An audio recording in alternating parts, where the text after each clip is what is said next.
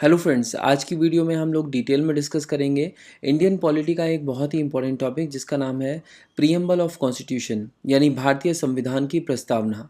ये video preamble of constitution की part 3 video है। पार्ट 1 और 2 में हमने देखा था कि प्रीएम्बल क्या होता है, उसके मेन कंपोनेंट्स क्या क्या हैं ये देखा, और साथ ही साथ सोवरेनिटी, डेमोक्रेटिक और रिपब्लिक, इन तीनों टर्म्स को डिटेल में डिस्कस किया। अब बात करते हैं दो और टर्म्स की, सोशलिस्ट और सेक्युलर, जिन्हें 1976 में 42nd अमेंडमेंट द्वारा प्रियम्बल में ऐड किया गया था। हम यहाँ पर दो चीज़ें डिस्कस करेंगे।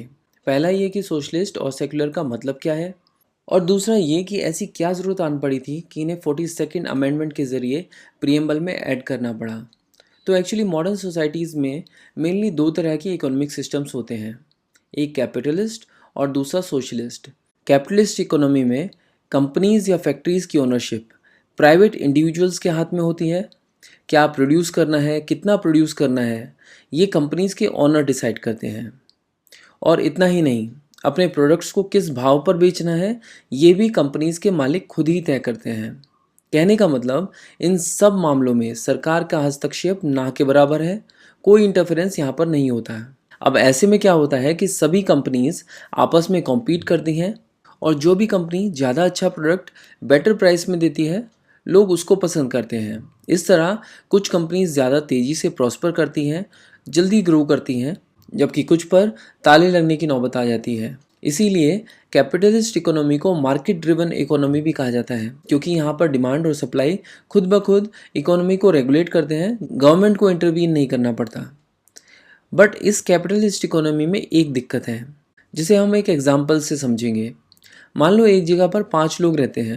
इन 5 में 4 लोगों को ब्लू कलर की कैप पसंद है, लेकिन इसे ब्लू नहीं, लाल रंग की टोपी पसंद है। आपको तो पता है कि पूरी इकोनॉमी डिमांड एंड सप्लाई के फंडे पर चलती है, और यहाँ पर डिमांड जो है वो ब्लू कैप की ज़्यादा है। तो होगा क्या कि सभी कंपनियाँ ब्लू कलर की कैप बनाएंगी, रेड नहीं, क्योंकि रेड की डिमांड बहुत ही ज़्यादा कम है। इसका मतलब इस सोसाइटी में इसकी ज़रूरत पूरी करने वाला कोई नहीं है। इसीलिए सोशलिस्ट इकोनॉमी का कंसेप्ट पिक्चर में आया। यहाँ पर गवर्नमेंट ने पूरा का पूरा प्रोडक्शन डिस्ट्रीब्यूशन अपने हाथ में ले लिया। सोशलिस्ट इकोनॉमी में गवर्नमेंट की प्लानिंग टीम्स चेक करती हैं कि फैक्ट्रीज़ की प्रोडक्शन कैपेसिटी क्या है। साथ ही साथ गवर्नमेंट अपने सर्वेस के थ्रू ये भी चेक करती है कि लोगों की नीड्स क्या हैं, उनको क्या चाहिए, उनके कंसर्न्स क्या क्या हैं। इसके साथ साथ गवर्नमेंट कंज्यूमर के स्पेंडिंग डेटा को भी एनालाइज करती है, यानी लोग किन चीज़ों पर ज़्यादा खर्च करते हैं वगैरह वगैरह। और इन सब डेटाज के बेस पर गवर्नमेंट ये तय करती है कि फैक्ट्रीज़ में कितना माल प्रोड्यूस होना चाहिए, यानी गवर्नमेंट डिसाइड करती है कि प्रोडक्शन के टारगेट्स क्या होने चाहिए। और समय समय पर इन टारगेट्स को रिवाइज भी किया जाता है करेक्टिव फीडबैक्स के ज़रिए।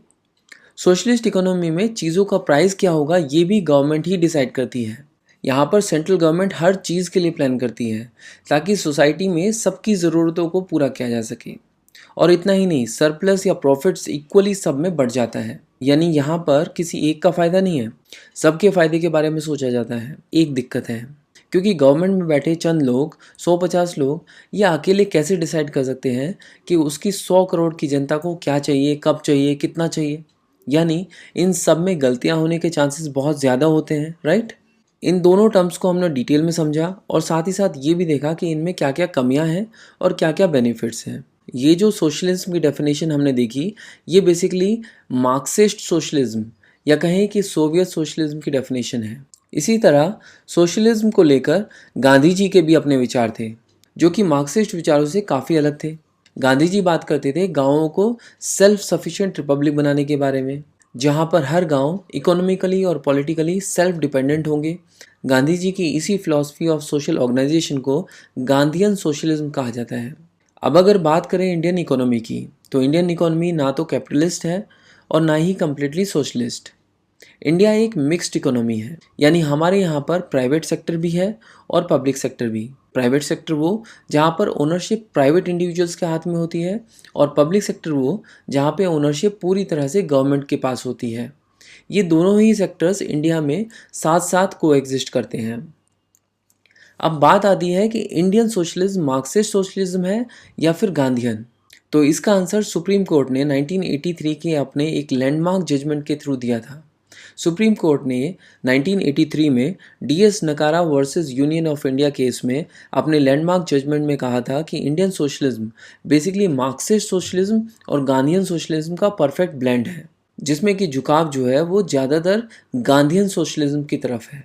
तो कुल मिलाकर बात यह है कि हमारे यहाँ पर मिक्स्ड इकोनॉमी है और हमारा इंडियन सोशलिज्म भी बाकी देशों के सोशलिज्म से काफ़ी अलग है। हमारे सोशलिज्म मार्क्सिस्ट और गांधीयन सोशलिज्म का मिक्स है, जिसमें गांधीयन सोशलिज्म की तरफ झुकाव ज़्यादा है। इसीलिए हमारे देश के सोशलिज्म को एक नई टर्म से जाना जाता है, जिसका नाम है डेमोक्रेटिक सोशलिज्म।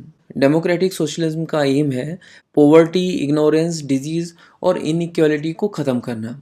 अब बात करते हैं दूसरी टर्म की, जो है सेक्युलरिज्म। आपने कभी ध्यान दिया कि हमारे आसपास जो 7 पड़ोसी देश हैं, उनमें से 5 देशों का एक स्टेट रिलीजन है। जैसे कि पाकिस्तान, बांग्लादेश और अफगानिस्तान का स्टेट रिलीजन है इस्लाम। ये तीनों इस्लामिक स्टेट हैं। इसी तरह भूटान और श्रीलंका का भी स्टेट रिलीजन है। इन दोनों कंट्रीज़ का स्टेट रिलीजन है बुद्धिज़्म, यानी ये दोनों बुद्धिस्ट स्टेट्स हैं। और अगर बात करें नेपाल की, तो ये भी 2007 तक एक हिंदू स्टेट था। हालांकि आज की डेट में नेपाल का कोई स्टेट रिलीजन नहीं है। सबको अपना रिलीजन प्रैक्टिस करने की आज़ादी है। नेपाल की सरकार सभी धर्मों को फॉलो करने वालों को इक्वल अपॉर्चुनिटीज़ देती है। इसी तरह इंडिया का भी कोई स्टेट रिलीजन नहीं है। सबको अपना रिलीजन प्रैक्टिस करने की आज़ादी है। भारत सरकार सभी धर्मों को फॉलो करने वालों को इक्वल अपॉर्चुनिटीज़ देती है और धर्म के बेस पर किसी भी तरह का कोई भी भेदभाव नहीं किया जाता है। बेसिकली एक देश का रिलीजन को लेकर क्या नज़रिया है, इसके बेस पर उस पर्टिकुलर स्टेट को 3 टाइप्स में डिवाइड किया जा सकता है: एथिस्ट स्टेट, थियोक्रेटिक स्टेट और सेक्युलर स्टेट। थियोक्रेटिक स्टेट्स वो स्टेट्स हैं जहाँ किसी एक धर्म को स्टेट रिलीजन घोषित कर दिया गया है। हमने इनके एग्जाम्पल्स ऑलरेडी देखे हैं। सेक्युलर स्टेट्स हम उन स्टेट्स को कहते हैं जहाँ किसी भी धर्म को स्टेट रिलीजन घोषित नहीं किया गया है और जहाँ सबको अपना रिलीजन प्रैक्टिस करने की पूरी आज़ादी है। अब बच गया एथिस्टिक स्टेट। एथिस्टिक स्टेट वो होते हैं जहाँ किसी भी तरह की रिलीजियस एक्टिविटीज़ को अलाउ नहीं किया जाता है। For example north Korea. यहाँ पर अगर आप इस्लाम, क्रिश्चियनिटी और हिंदुइज्म या फिर कोई भी रिलीजियस एक्टिविटी करते हुए पकड़े गए तो गवर्नमेंट आपको पनिश करती है। तो हमने अब तक जो है सेक्युलर और सोशलिस्ट इन दोनों टर्म्स को कवर कर लिया है। बट अभी ये जानना बाकी है कि इन दोनों टर्म्स को अमेंडमेंट के थ्रू प्रीएम्बल में क्यों ऐड करना पड़ गया। तो बात यह है कि इंडियन कॉन्स्टिट्यूशन के पार्ट 4 में आपको डीपीएसपी यानी directive principle of state policy देखने को मिलता है। ये डीपीएसपी हमारे कॉन्स्टिट्यूशन को सोशलिस्ट नेचर प्रदान करता है।